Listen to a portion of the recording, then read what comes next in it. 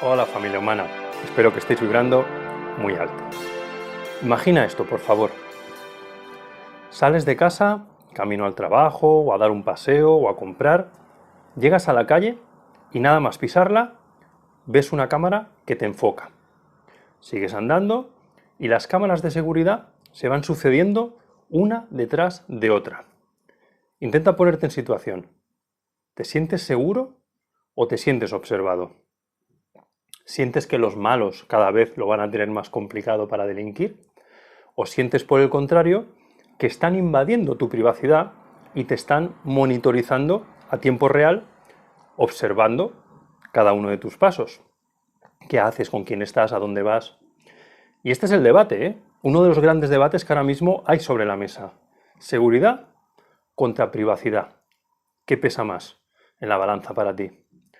Y es que yo creo que podemos afirmar de manera clara y sin miedo a equivocarnos que el gran hermano ya está aquí. Y ha venido para quedarse, creo yo. La tendencia en el mundo es precisamente que cada vez haya más sistemas de videovigilancia con tecnologías como la de reconocimiento facial y otras muchas, cada vez más avanzadas, por cierto, en todas partes, yendo hacia ese escenario distópico que nos relataba George Orwell en su famosa novela 1984. Porque ese ente que todo lo ve y todo lo sabe, que nos vigila y nos controla, o que nos protege, depende de para quién, cada vez es más poderoso y presente en nuestro día a día, en nuestros barrios, ciudades, países y en el mundo entero. Pero claro, ¿quién controla al que nos controla? ¿Dónde puede acabar esa información? ¿Quién puede acceder a ella? ¿Y con qué fines? Porque realmente no hay transparencia en cómo los gobiernos del mundo gestionan todo eso. Y además sabemos, y no es casualidad, que ya hay gobiernos, en este caso dictaduras como la China, que utilizan la videovigilancia y el reconocimiento facial no solo para luchar contra la delincuencia, sino para ir en contra de los disidentes, de aquellos que piensan diferente y no están de acuerdo con lo que dice y hace el gobierno chino. No sé si sabéis que en China actualmente está en vigor una especie de sistema de puntuación social que puntúa el comportamiento de cada ciudadano en función de lo que hace en su día a día. ¿Que tienes buena puntuación? Pues obtienes recompensas. Accedes a viajes, a becas para estudios, recompensas económicas de todo tipo, entradas para espectáculos, buenos restaurantes, buenos servicios en general. Es decir, si puntúas alto, puedes vivir como un ciudadano de primera. Pero ¿qué pasa si obtienes mala puntuación?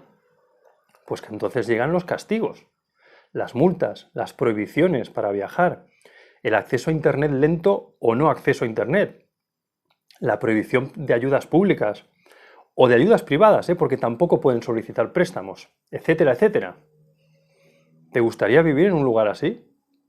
Claro, es el gobierno en este caso el que te dice lo que es ser o no ser un buen ciudadano. Y, por ejemplo, criticarlo ya es ser un mal ciudadano. O es ser mal ciudadano publicar información que pueda dañar al país, con lo ambiguo y abierto a interpretación que es esto de dañar al país, claro. ¿Imagináis lo que eso supone, por ejemplo, para la prensa o para los medios de comunicación en general? Si publican algo que daña a la imagen del país, pueden ser sancionados. Y lo que eso supone también, por ejemplo, para las empresas tecnológicas como TikTok, si no accede a compartir información de sus usuarios con el gobierno. Aunque para ser honestos, también los gigantes tecnológicos estadounidenses, Google, Meta, antiguo Facebook, Amazon, etcétera, colaboran con el gobierno y comparten información, como se ha demostrado ya, gracias precisamente a que en Estados Unidos y en el mundo occidental sí tenemos una prensa libre, o al menos semilibre, digamos.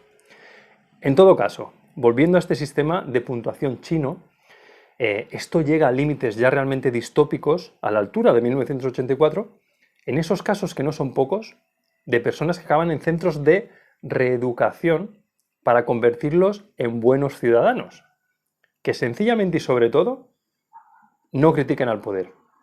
Y esto está pasando, no es una hipótesis ni una idea descabellada. Disidentes y miembros de la minoría étnica uigur son encarcelados sistemáticamente en esta clase de centros, como ha revelado una investigación internacional conocida como los archivos policiales de Xinjiang, donde se ha podido acceder a archivos secretos de la policía china. Incluso hay niños encarcelados y siendo sometidos a toda clase de técnicas de lavado de cerebro. Esto también se ha visto con Google Earth. Como digo, esto realmente nos recuerda mucho a lo que se relata en la novela de George Orwell. Y da miedo, la verdad. Inquieta mucho. La tecnología en manos de gobiernos autoritarios o regímenes dictatoriales es que es un arma de control y represión increíblemente poderosa, no conocida hasta la fecha por la humanidad. De hecho, es que claro, no es casualidad que sea China quien tiene más cámaras de videovigilancia instaladas en sus vías públicas, pero gana por goleada al resto de países. Nada más y nada menos que unos 540 millones de cámaras situadas por todo el país, lo que supone una proporción de 373 cámaras por cada 1000 personas. Es decir, casi 4 cámaras por cada 10 personas. Pero además hay que tener en cuenta que en China el 35% más o menos de la población aún vive en entornos rurales, donde esta vigilancia o no existe o es mínima, con lo cual el ratio de cámara por persona en grandes ciudades es aún mayor que 4 cámaras para 10 personas. Un auténtico gran hermano con todas las letras. Decir que dejando de lado a China, que insisto, gana por goleada a todos los demás países, el segundo país que más cámaras tiene del mundo es India. Claro, alguien puede pensar, bueno, China, India son los países más poblados del mundo, son la mitad de la población mundial, y es normal que tengan más cámaras que nadie. Puede ser, pero hablamos de proporción, de ratio entre habitantes y cámaras. Y claro, tampoco me parece casualidad que sea otro país donde se vulneran sistemáticamente derechos humanos, Rusia, el país que sigue a estos dos gigantes en esta proporción de cámara por ciudadano. Rusia tiene unas 17 cámaras por cada 1000 habitantes.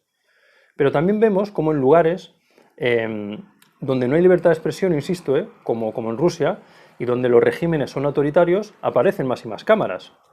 Aunque cuidado, porque ya en Europa encontramos Londres, que tiene casi 14 cámaras por cada 1000 habitantes. Berlín tiene 7 y Madrid 4 y Barcelona 2,4, para hacernos una composición un poco de lugar. Hablamos de videovigilancia, pero también de reconocimiento facial, que por cierto en algunos países, aunque no está legalmente permitido, ya sabemos cómo es esto de las leyes, y cuando interesa a quienes tienen el poder, siendo ellos la ley o los que hacen las leyes, pues hacen y deshacen un poco a su antojo. En China, por cierto, el reconocimiento facial está en todas partes y lo reconocen abiertamente, sin ningún pudor. Claro, ¿qué dicen los ciudadanos chinos cuando se les pregunta por esas cámaras y esa videovigilancia masiva? Oye, pues todos dicen que están encantados porque ellos son personas honradas, que no planean cometer actos delictivos. Lo dicen todos, No he visto jamás ningún documental o un noticiero donde salga un ciudadano chino quejándose del exceso de videovigilancia. Sobre todo porque es que no pueden decir lo contrario. Claro. ¿Por qué? Pues porque si lo hacen, son castigados y pueden perder puntos en su carnet ciudadano e incluso acabar en centros de reeducación. En fin, insisto, es preocupante y el debate está ahí. Ya tenemos un modelo real de lo que está sucediendo. Yo reconozco que es un tema que no tengo resuelto del todo, en el sentido de que ciertamente la videovigilancia es un instrumento también, claro, muy poderoso para prevenir delitos y perseguir a delincuentes. Eso es una obviedad también. Y tenemos muchos ejemplos constantes de ello. Sin ir más lejos, hace pocos días, en España, saltó a la luz el caso de un hombre de 39 años que había seducido con engaños a una niña de 14 a través de las redes sociales, como no, y que la había secuestrado durante 6 días, al parecer incluso teniendo relaciones sexuales con ella. Claro. ¿Imagináis la angustia, el terror que han sentido los padres de esta niña durante estos 6 días, en donde esta niña ha estado lejos de ellos, sin saber ni dónde estaba, ni con quién estaba, claro, ni qué le había ocurrido, lo peor de todo? Y por supuesto el infierno que habrá vivido esa niña. En fin, no hace falta entrar en detalles y todos nos imaginamos, ¿no?, por dónde van los tiros. A lo que voy es que parece que ha sido gracias a las cámaras de vigilancia de la estación de tren y otras que se ha podido identificar a este pederasta y se le ha podido realizar un seguimiento a través de las cámaras hasta poder localizar su paradero lejos de esa estación de tren donde él se citó con la niña para llevársela con engaños. Y las fuerzas y cuerpos de seguridad del Estado no paran de decir lo importantes que son las cámaras para identificar ladrones, delincuentes, violadores, asesinos, que lógicamente, hagan lo que hagan, deben transitar las calles para ir de un sitio al otro, para ir del punto A al punto B, una vez cometidos sus delitos o antes de cometerlos. Hay sistemas de videovigilancia en España hablo, sin ir más lejos, que son capaces de localizar y enfocar una matrícula de coche a más de 2 kilómetros de distancia. Y no es la tecnología más avanzada que existe en el mundo en este momento, ni de lejos.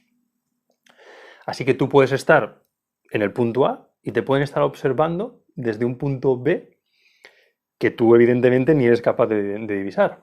Y entonces volvemos al debate de siempre. ¿Sacrificamos privacidad por seguridad?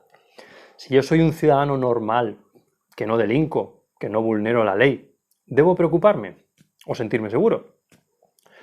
Bueno, supongo que si vives en una ciudad con mucha delincuencia y con problemas de seguridad, etc., digo yo que seguramente te parecerá bien que se coloquen cámaras porque te sentirás más seguro, ¿verdad?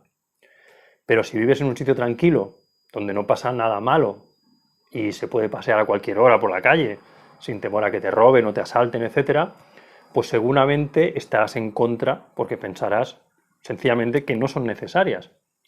Y es normal, ¿no? Cada cual vive lo que vive y esa es su realidad.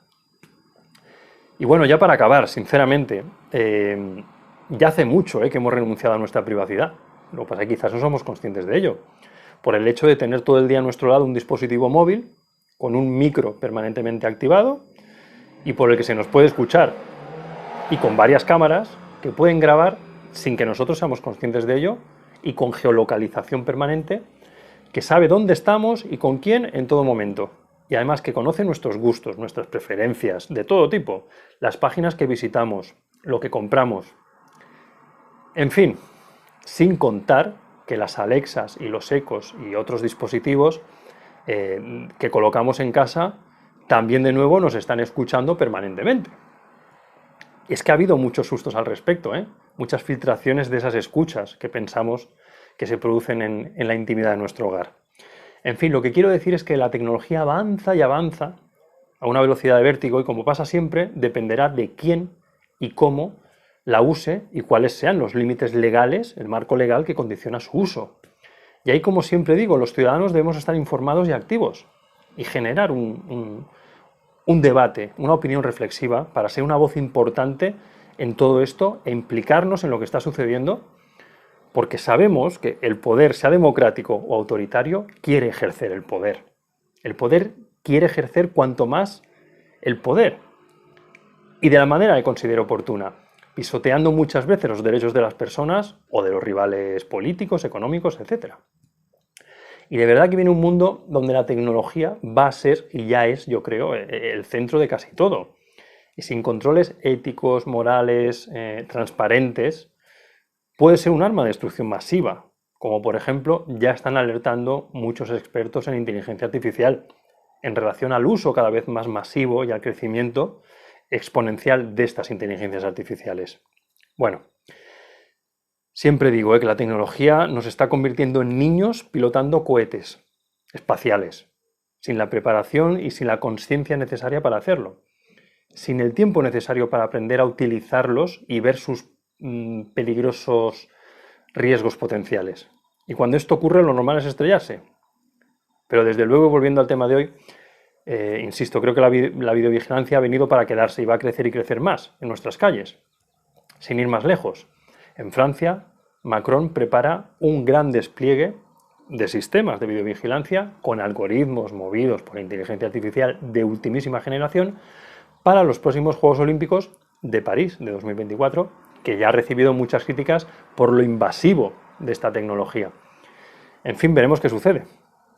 Antes de irme, Ya sabéis que tampoco la libertad de expresión es ni mucho menos total aquí.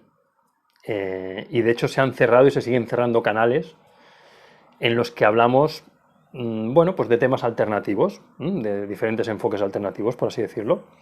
Este es uno de los motivos por los que en breve saltaré al podcast, que creo que es actualmente el medio donde se puede hablar de ciertos temas con bastante más libertad en todos los sentidos. Deciros que la cuenta de podcast ya está creada, se llama Necesitas Saberlo, y el logo es también el mismo que el del canal, el del hombre de Vitruvio. Así que espero que nos encontremos allí, ¿vale? En los próximos días iré compartiendo allí en el podcast contenidos como este, pero con más desarrollo, con más libertad. También hablaremos de muchas de las cosas que están pasando a todos los niveles, de temas controvertidos, con un enfoque muy holístico, de 360 grados, observando también la actualidad y la realidad en todas sus vertientes. Así que muchas gracias por tu tiempo, por estar ahí y hasta pronto. Sed felices.